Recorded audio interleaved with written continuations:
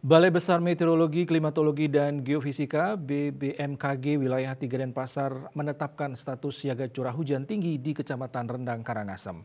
Diperkirakan curah hujan sekitar 200 sampai 300 mm per 10 hari. Kepala BBMKG Wilayah 3 Denpasar Cahyonugroho di Denpasar dikutip dari kantor berita Antara.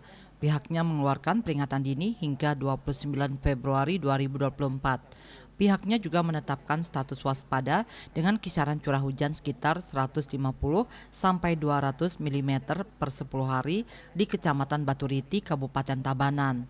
Selain itu, di Kecamatan Payangan, Kabupaten Gianyar, Kecamatan Susut, Kabupaten Bangli, Kecamatan Rendang, Kabupaten Karangasem, dan Kecamatan Petang, Kabupaten Badung. Ia mengimbau masyarakat untuk mewaspadai peringatan dini curah hujan tinggi selama periode hingga 29 Februari dan diperbaharui setiap 10 hari atau dasarian.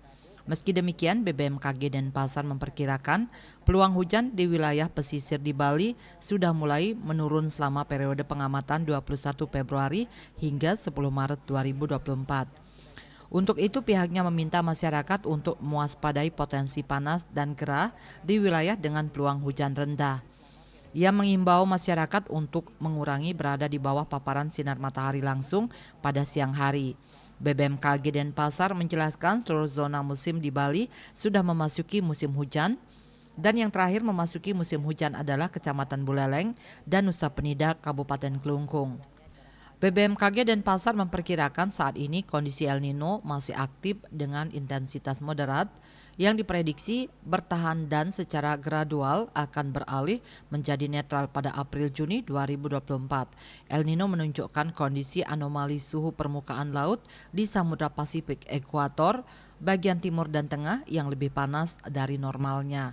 Air hangat yang bergeser ke timur menyebabkan penguapan awan dan hujan pun ikut bergeser menjauh dari Indonesia yang menyebabkan Indonesia mengalami peningkatan risiko kekeringan. Tim Liputan melaporkan.